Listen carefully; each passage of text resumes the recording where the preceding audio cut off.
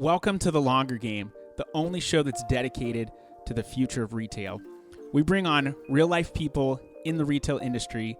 We talk about their experiences, we share their stories, we apply it to what's currently going on in the market, and we look towards the future of retail. You could say it's Retail Reimagined. My name is Michael Marr. I run a customized, done-for-you service agency called Cartology that helps brands win on Amazon. Now, while my expertise stems in the Amazon field, we bring on a wide array of guests because retail is expansive. You've got e-commerce. Yes, you've got marketplaces like Amazon. You've also got brick and mortar that is evolving. You've got logistics. You've got technology, finance. There are so many aspects to retail, and it's complicated. So we're here to bring you the entire story. Do you think that you have an interesting story and you'd like to tell it on the podcast? Then go to thelongergame.com and fill out a form to be a guest on the show today. You can catch The Longer Game on any social channels: LinkedIn, Facebook, Instagram, Twitter, YouTube, and our website, thelongergame.com. We've got all awesome guests on this show, so that I will promise. Are you ready to hear more about the future of retail? Let's get down to business. Hey, everybody. This is The Longer Game. I'm your host, Michael Marr. The Longer Game is all about retail. So we talk about being omnichannel and the future of retail and all the things that make retail fun, exciting, challenging.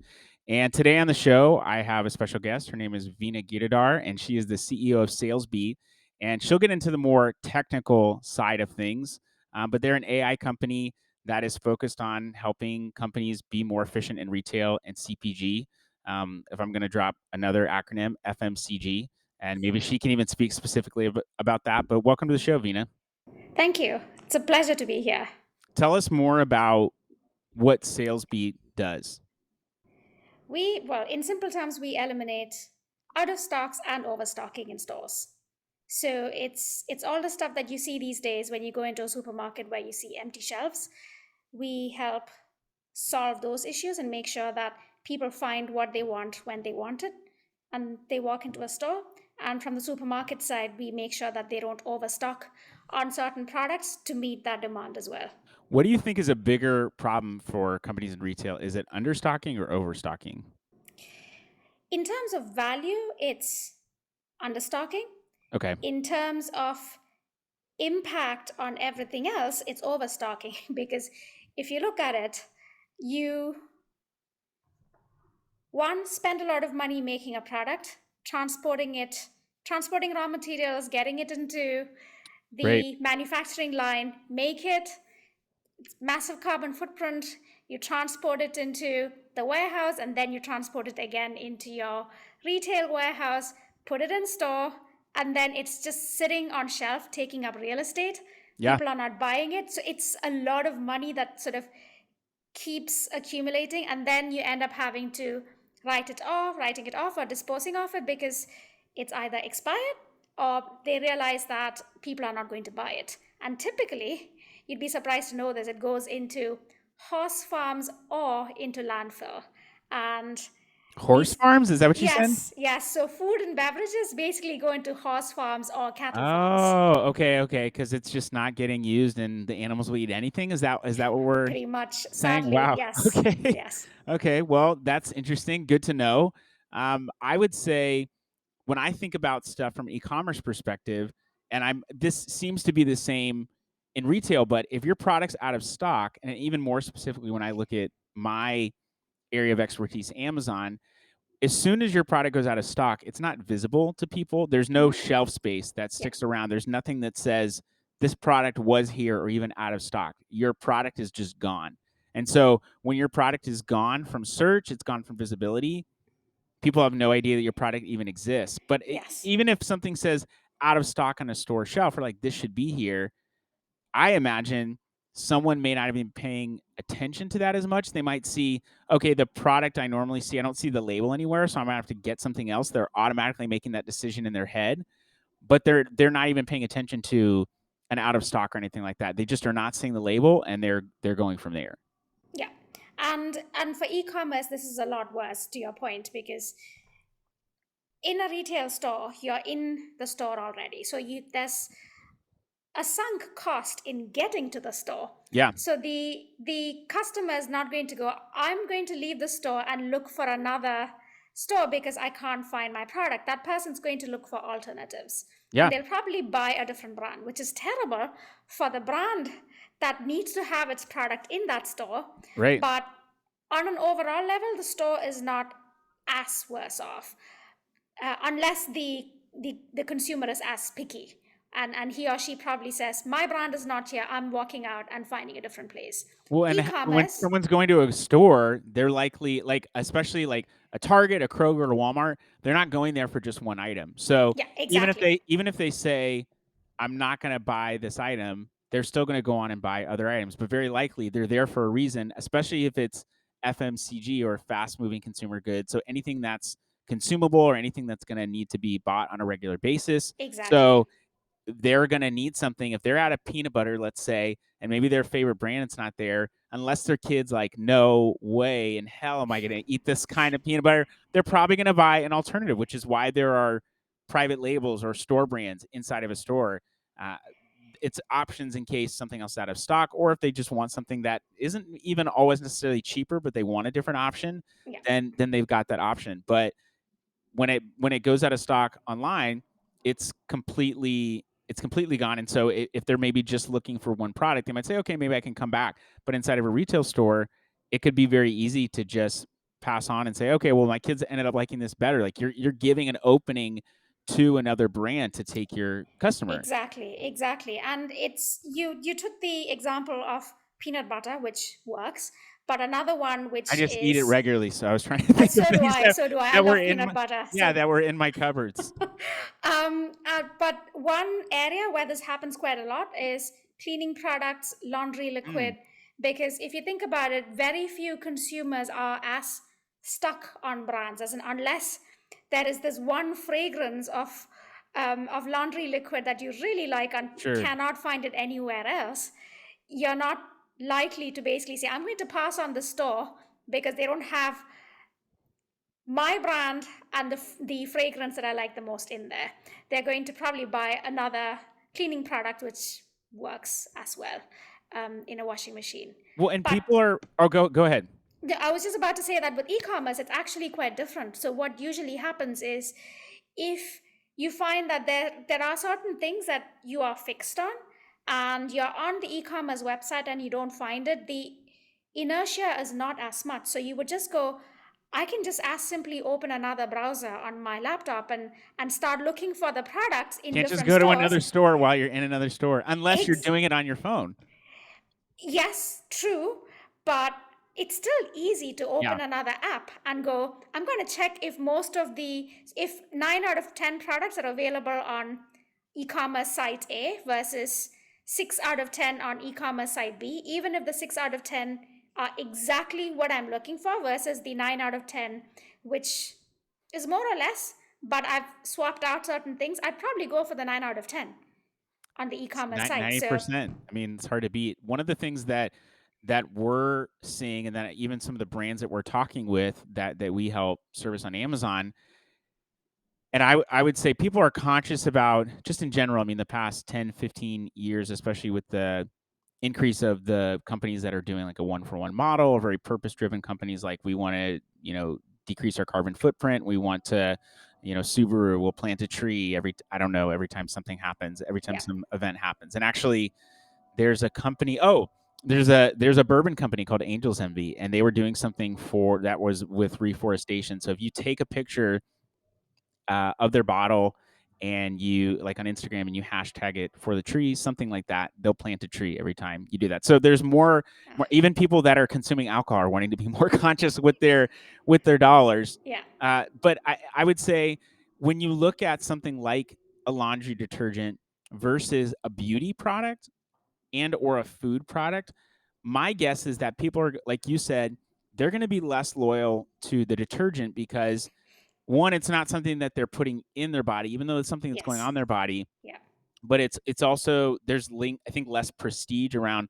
Oh well, I use Downy. Oh well, I use Tide. A lot of times, people are making decisions in that category. I would guess, because I don't have data behind this, and you may, but people are making decisions also based on price because we're getting into more of a commodity. Whereas even though food is technically a commodity, if someone wants something that's organic or they have a specific diet, they're vegetarian, they're gluten free, they're eating things in a keto diet, they have specific things that they want to get, and they may have a brand where they say, I want this macronutrient profile, or I want this brand because I believe in what they're doing. And I would say even more so with beauty brands, if you have a face wash that works really, really well for you and you have acne prone skin, you can't just go and get I would say you're less likely to just go and get another skin wash or another face wash because you don't know the efficacy of this product. And I think for women, it's more important than it is for men, just from their buying perspective. I think men are becoming more informed in the beauty or that kind of consumables category, like face wash or things like that. We're starting to see Yeah. more men's grooming products come Yeah. out, but women tend to be more discerning in that they want this specific eyeliner or they want this specific thing. And so if I think about where you're sitting, if you're a beauty brand and an influencer is someone's coming to, Amazon or even your website from an influencer and they don't see that specific product, like you said, the inertia is less. They're like, okay, well, I didn't drive here, so I can maybe wait another day. Or hey, send me an email when the product gets back in stock. But this is a Yeah. product that I believe in. Yeah. When you get some more like toilet paper, so like how like someone may say, hey, I'm willing to, like, my brand's not here that I like to normally get, this is only single ply, my family's gonna be mad at me for a week or so, but I'm gonna get the product that's gonna keep our butts clean as opposed to just nothing at all. Whereas Yeah. something that it requires a different level of commitment to a brand is gonna be a lot more difficult to replace. Oh, totally. And that's one sort of buying occasion. And then you have the different buying occasions where you sort of refer to it. Let's say there's a social media post that's going viral. The consumer is in that shop looking for something, or the Yeah. shopper is there because of the post. And if they don't find that product, they're going to walk out of there. And they weren't there because they needed the product, so they'd probably forget about this in the next few days. But what happens with the retailers, they did not capture that moment of buying decision because it wasn't in stock there. Yeah. So that's just a sale lost, which they are not going to get back because no one's going to remember a trending social media post from 2 weeks ago and go, oh, I actually went to the store to buy this product and I'm going back there to buy it based on something I saw 2 weeks ago. Never going to happen. Well, I think we live in a period of time where things are very easily attainable, or we have an, I guess you could say, a somewhat on demand economy where if this thing isn't available, then I need to find something else because, like, if my food that I normally get, this meal, this restaurant's closed, I'm Yeah. so hungry, I'm gonna go to another place. Or I would say even I had a bad experience, and so I'm gonna go and shift over to another place. If someone's going to an e-commerce site and they just couldn't find the product, that's not as bad of an experience as, oh, this this person that worked there was rude to me and I don't want to see that person anymore. Maybe someone didn't respond to your message quickly enough, but that, I would say, I don't know how I would be curious to know how much of an effect does, someone in store, in person, that in person interaction where either they couldn't find their product, like, oh man, I drove here and that was one of the main things I came for and it's not in here. How much of an adverse event is that compared to, oh, it wasn't on their website? The We don't have the stats for the e-commerce website versus store Okay. yet. What we do Is that know is something that that's important, you think, for brands to know, or are there other things that are higher up on that ladder that will have a bigger impact?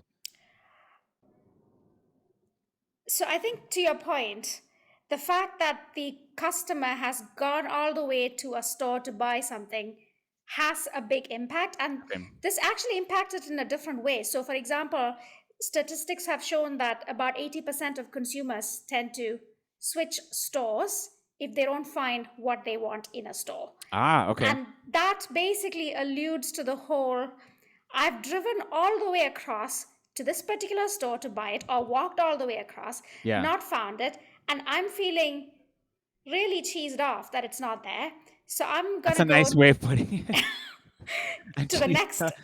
to the Yeah. next store which does have it in stock and buy it. And because they had it in stock when I needed it, I'm going to start going into that store on a regular basis if the experience is good or comparable. So I had a gentleman on the longer game last season. Mm-hmm. His name was Ron Thurston, and he is very much a proponent of and I would say a student of in-store retail. And he has a book called Retail Pride, and it just talks about how the people that are working in store are the front lines, and how oftentimes, and I've worked in retail before. I've worked in um, Starbucks as a retail company, and there's often, as you're a smaller part of a corporation, you don't feel as important as maybe someone that's your district manager, your regional manager, and you know they've got more stores and they've got more a higher salary, things like that. But Mm-hmm. you're the face of the brand. Yes. If you go into a store, if you go into a local Target, I know there's a woman that recognizes my wife and has been helpful to her, and my wife's like, "Oh yeah, that's my friend Mary," or whatever her name is. And I haven't had the interaction. She would know. Yeah. But she's like, "Oh yeah, that's my friend." Oh, I talked to her, whatever. That that can make a difference. I mean, I think if you're more of a Walmart or a Target person, if you like one of those setups better, it could also depend upon your life cycle. Like when cash has been tighter for us as a family, we're probably going to shop at Walmart because you get a better Mm-hmm. deal for a lot, and Yeah. we can get a lot of food. Whereas if you go to a Whole Foods, you could spend $250 and walk out with like, what did I spend $250 on? And I'm not saying that you're not going to put maybe better quality food in, but what do we really have long-term data that shows the food I got at Whole Foods was better than for me than Walmart? There's so much subjectivity. There's so many data points you would have to Yeah. measure. And so Mm-hmm. at the end of the day, did my family get fed, and did they get fed for a longer period of time? If I can make $100 last at Walmart longer than I can at even Target or some other place, then I'm going to go do that. And the dollar amount does end up mattering. Yeah. But if someone has a good experience at a Target or Starbucks, whatever the case might be, they're more inclined, I think, to go back there. Whereas if they have a bad experience, well, there's other options for coffee. And if you're not committed to the specific product, which like brand loyalty, how Yeah. committed are you to that? I mean, I remember when I was working at different Starbucks and I would go to different stores, people that certain stores, someone would say, "Oh, this other person knows my order." Like I can't even be bothered to tell it to you because it's already memorized. Me to have to tell it to you. I mean, this is me going into their psyche, but Yeah. I've already like I've been here, and I mean, understandably so. They've gone there for 3 years, and you've got this new person that's coming in who doesn't know your order. Oh, this other person will tell you, and it's Yeah. like you could have just said it in that same amount of time, but there's a level of importance that you feel, and so it's those frontline people that make that impact. And so now, what to Ron's point, you can hurt or create brand loyalty based on that person that's in store. And so if someone has a bad experience in store, especially person to person, Yeah. that could be an adverse event that turns someone off to, let's say, if you work at Nordstrom's and you're just having a bad day and you're rude to someone, they Yeah. might say, "Ooh, people at Nordstrom's are stuck up," or they're rude. I don't want to shop here. I'm going to go to Target, or I'm going to go somewhere where I feel like I'm going to be more appreciated. Those kinds of interactions are, I think, something that's been left up to chance up until now. Like, do you have data points for those kinds of things, or is it more on the inventory in stock kind of situation that you're really gauging things right now? Because I feel like that consumer behavior based on experience, like Yeah. that's, if we could quantify that better, then I think there would hopefully be more likelihood that we can create a better experience or avoid negative experiences. Yeah. So we don't have exact data points on this, but because we've basically been measuring things purely from an availability and inventory Okay. perspective, as in that's basically our focus. But what we have seen is that where customers walk or shoppers walk into a store and they don't find something, they meet up with customer service or they find someone at the store who's nice to them and is willing Which to also help depends them. upon how good of a day they've had. If someone's just regular to them, they don't go out of their Yeah, way. They were yeah, so rude. yeah, exactly. And if they help them either find the product or are nice to them about not having that product in store, shoppers are actually likely to come back, even if for that particular occasion they Mm. switch into a different store. They are likely to come back to this one because they remember the good experience they had in the store. So it's just that one sale that they lose out. But if they have an overall bad experience in terms of not finding it, customer service is not willing to help them, or they are not able to find anyone to help them, then they just go away with a bad taste in their mouth and just never come back. How important are clean bathrooms? I'm just kidding. That's just a personal thing. If I go to a place and I'm like I feel like there are places around town where I could say, oh yeah, their bathrooms are always clean, or oh don't like their bathrooms are always dirty. But that's more of a personal preference. Actually, one of the questions I was going to ask you is direct to consumer brands. I think and brands that have come out maybe in the past 5 to 10 years Mm-hmm. are maybe have the advantage of being a little bit more distinguishable because they're new. So Yeah. like uh, if I think of Tom's shoes, Mm-hmm. they're newer. They've got the one-to-one model. It's not a novelty anymore, but it's something that's newer and maybe more part of the conversation. Whereas brands like Adidas or Converse or even Nike. I mean, Nike I think does a good job of getting their brand out there, Yeah. but they're they're more standard. I feel like it's like, oh, okay, well, yeah, I've got these standard brands, and then I've got this subset of brands that are a little bit more a little bit more unique, and Yeah. they've got some what I would say, if I'm talking about it in economic perspective, there's a little bit more scarcity to them because they are newer and there's less of them. So do you have any kind of information or what kind of advantages or disadvantages do direct to consumer brands have, especially as they get into retail versus a brand that's been on the shelf for 30, 40, 50 years? Great question.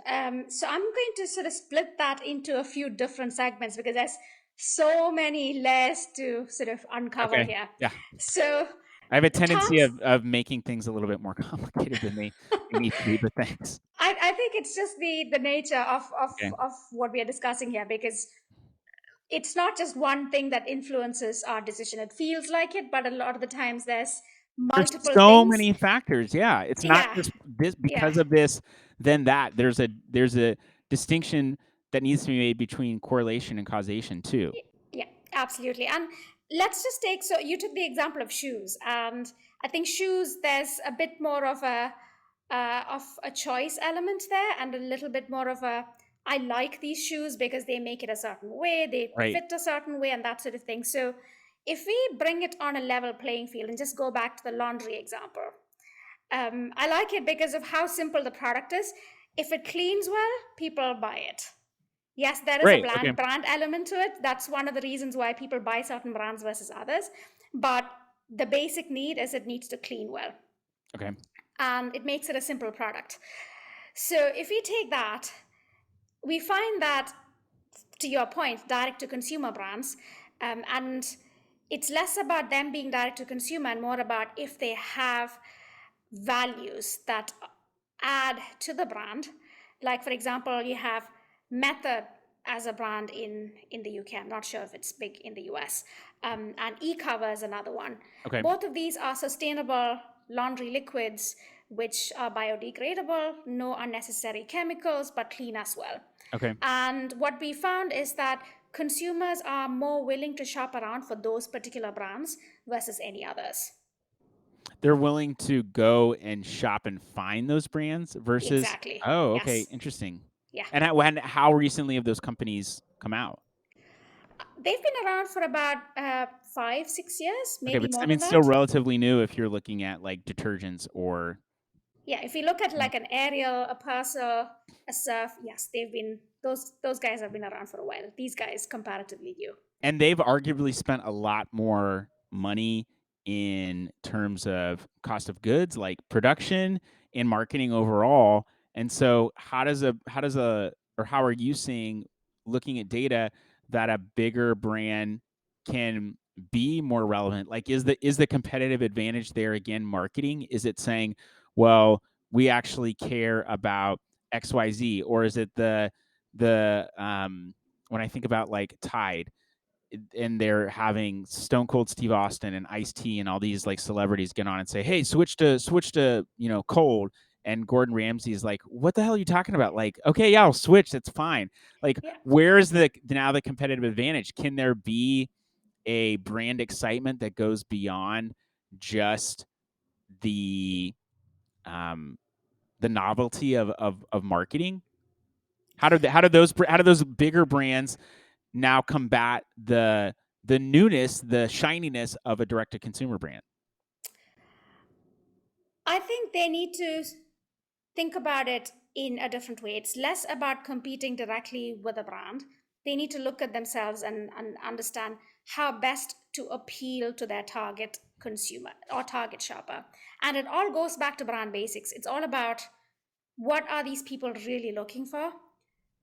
Is my brand as it is actually addressing that need? If not, how can I make it address that need? And they need to do whatever it is that can be done to address that need. It sounds simple, but I'm sure there's a lot of layers that go into it and a lot of things that need to be done. But I think the that's what it basics takes. are the basics for a reason. There are, I think, in any space, especially something's new. I mean, in the Amazon space, there is such a need for brands to get up and running on Amazon and to be competent on there. And there's not enough service providers that are able to actually just do that in general, or that even say that they do that. So there are lots of opportunities for someone to say, I can do that, and really they can't. So that ends up hurting the brand in the long run, because someone says, yeah, we can do this, but really they can't. And then some, like my agency, comes along and we actually can, but now they've been burnt by one, two, sometimes three different service providers that say, oh yeah, we can do this. And they end up getting hurt because there's still such a strong demand, but there aren't enough skilled or knowledgeable people to to be able to help. And so and so someone might even be able to say, hey, we know all the secrets, and we have all the best tips and the tricks to like get past something, and to get you to grow your brand. But when I look at brands that are doing things well on the Amazon marketplace, or even agencies that are doing it well, it's doing the basics really well. Like when I think about strategy, like strategy on Amazon, it's really not that difficult. How you execute that strategy is a totally different story. But when you look at strategy, it's like, have good real estate. What does the listing look like? I mean, I even think about it from like a physical house perspective. Are you staging your house? Like, are you staging your listing? Are you staging your product in a ways that appeals to people?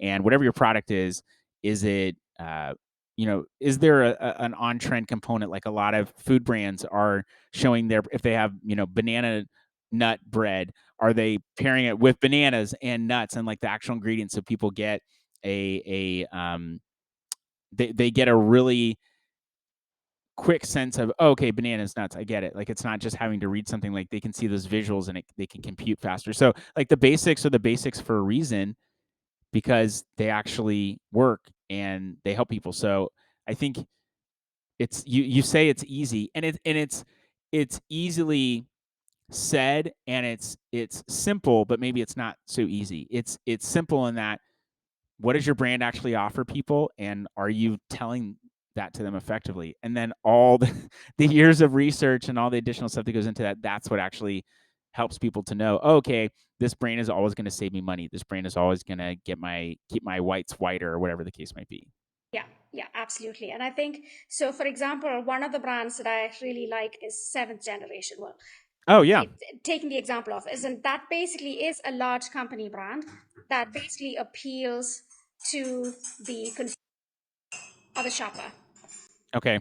Yeah, I mean, I think, but they're doing it in a way that's fresh and that's new.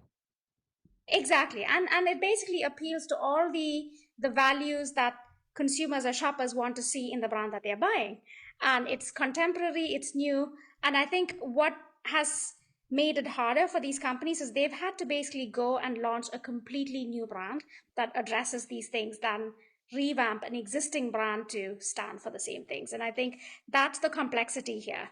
Because some of these brands have been around for so long, how do you actually turn them into something consumers would like? And then would that smack of greenwashing? Brands don't really want to be doing that. So You're a lot saying of the the times, bigger company brands. That's what yes, I yeah, think the is, bigger yeah, ones. Yeah, they don't they're like, absolutely. "Oh, we are what we are. Let's Yeah. just ride with that." But how much stickiness do you actually have with someone if someone's like, "Oh, well," I mean, I think there's a resurgence of small, and even like if you look at like food brands, what's the most sustainable thing that you can do? I'm not even talking about from a dietary perspective, but the most sustainable thing that you could do is to eat locally. Yeah, Anything that absolutely. you do, Yeah. less Yeah. footprint, Mm-hmm. and if you're actually supporting local producers, Yeah. everything stays in. Like Yeah. that is the most sustainable thing. And so I think there's a resurgence of local or even small winning. But I mean, like some of the small brands, they might start out small, but they're now doing 50, $100 million. I think of a brand like, I don't know, Dude Wipes.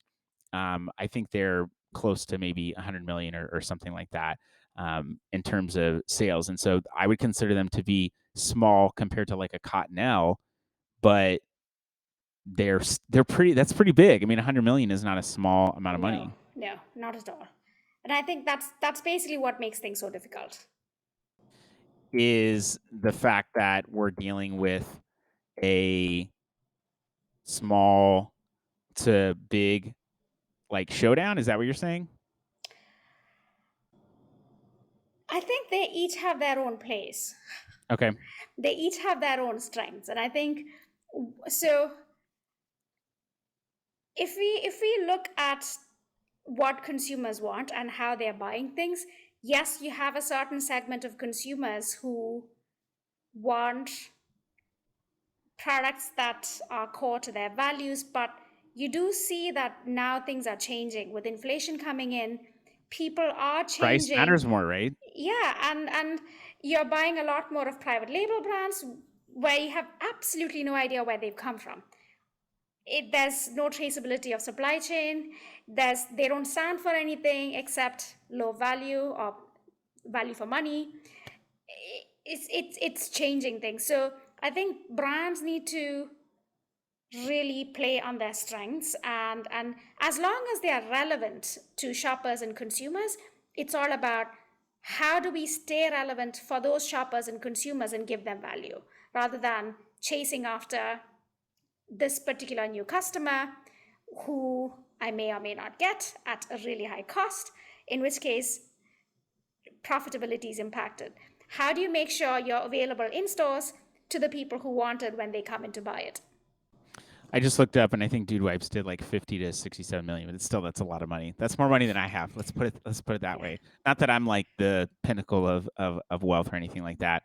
I think you hit on something that is just so core to almost doing anything well, and it's, do you know the basics? What those, like what are the actual the roots of anything, and are you doing those basics well? When I think about like conflict resolution within my own team, or even at home, if my wife and I are having a disagreement about something, let's say we're just having a disagreement and not an argument.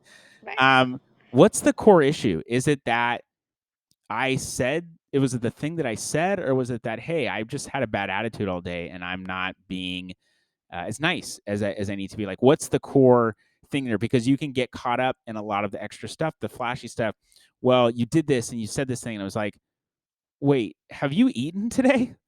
Oh no, I haven't eaten lunch today. Oh, okay. You're really hungry. And maybe what I didn't help the situation, but if you had eaten, or if I had eaten, I might be a nicer person. Like, what's at the core? If we don't handle the basics like food and clothing and shelter and all that stuff, everything else gets kind of thrown out of whack. So I think when it comes to consumer brands in general, you have to know, what is it that you're actually providing people? Are you providing them with the feeling of having a good lifestyle? Are you providing them with value and them feeling good about the value that they're getting? Um, is it tied to a mission or a statement, and someone saying, I'm willing to spend 2 times more on this because I really believe in this mission? So Yeah. knowing what your actual what it is that you bring to the table. I hesitate sometimes to say value because that's such a sometimes it's an overused word. And like when I think about a service provider, I don't. This is something. There's a guy named Keegan who wrote a book called well, now I'm blanking on the name of the book, and I haven't technically read the book. Oh, Gap Mhm. Selling. But I saw him post on LinkedIn several years ago, and he talked about how service providers often say we're providing value, and that's actually not true. When you hire a service agency like mine, you're actually losing money. You're paying us to do a service, so we don't inject 20 grand, 50 grand of capital into your business. What we actually help you do is uncover the inherent value that's already there. So I'm hesitant to say value, but as a consumer brand, what are people's values? What is it that they ascribe to more? Is cost their value? Is it mission? Is that what their values are? And knowing where you align on that spectrum, that is what ultimately helps you win as a consumer brand. There's a lot of different paths to get there, but the Yeah. basics are the basics for a reason. Yeah, absolutely. And I actually quite like the word value because value means different things to different people. Okay. To to some people, value is a price thing. To others, it's more alignment of what they believe in and what they think their brands believe in and what their brands stand for. It's a different sort of value that they get. The other one is, does it do what it's supposed to do, which is a different sort of value that you derive from using the product. So I think if you look at it in different ways and then try and align it with what the consumer or the shopper wants, then you get to a really good place about, does the brand match what they're looking for? And that helps with shopper and consumer loyalty as well. And that means you maybe either change your product or change your messaging because you want to align with something, or maybe you realize, hey, we actually align with it. We think we thought we aligned with this, but we align with this, and we're going to go towards the way that we actually are currently aligning. Interesting one. I think you need to stay true to your shopper. And I've done some work with brand teams where we've looked at what the brands initially started off with as their core consumer group and how the brand evolved. And what we found was that as we went through generations, so going from um, the sort of baby boomers to Gen Xers to millennials, there's so many changing values through all these generations that you can't quite possibly hit all of them. And then what happens is you start changing your brand, and a lot of the times it comes full circle. So if you look at millennials right now and Gen Z, they actually have very similar values to what baby boomers did Ah, in okay. terms of buying and consumption, just because of all the hardships they've seen over the last few years, all the changes, COVID. You've now got the inflation, you've got the conflict in Ukraine. So, all of these things are actually impacting how consumers buy things. And this is not something that's fixed, it evolves over time. And I think that's the one thing that brands need to be completely aware of. If they stand for a few values, they just need to make sure that it's aligned with consumers that they're targeting. Very well They need said. to stay fixed. They can't keep changing their minds because then consumers will be confused. And if consumers evolving and you're evolving away from them, then it's just too much evolution. Like you can evolve maybe trans how you're transmitting that message, but the message core should still be the same. Yeah, exactly. Veena, if people want to find you, if they wanted to connect with you, where would they look? Would you be like hiding in a Target, peering around the corner, watching someone what they're doing, or you're just allowing the machinery to do that now? You're on the programming side, right? We allow the data to do that. You allow that. You don't have to actually be in store to do that. No. But if someone wanted to connect with you, where would they reach out to you at? LinkedIn or my email, veena@salesbeat.co. Awesome. Well, thank you so much for joining us. Of course. I've enjoyed the conversation. I feel like there's always a deeper conversation that could be had. But people, that's the future of retail.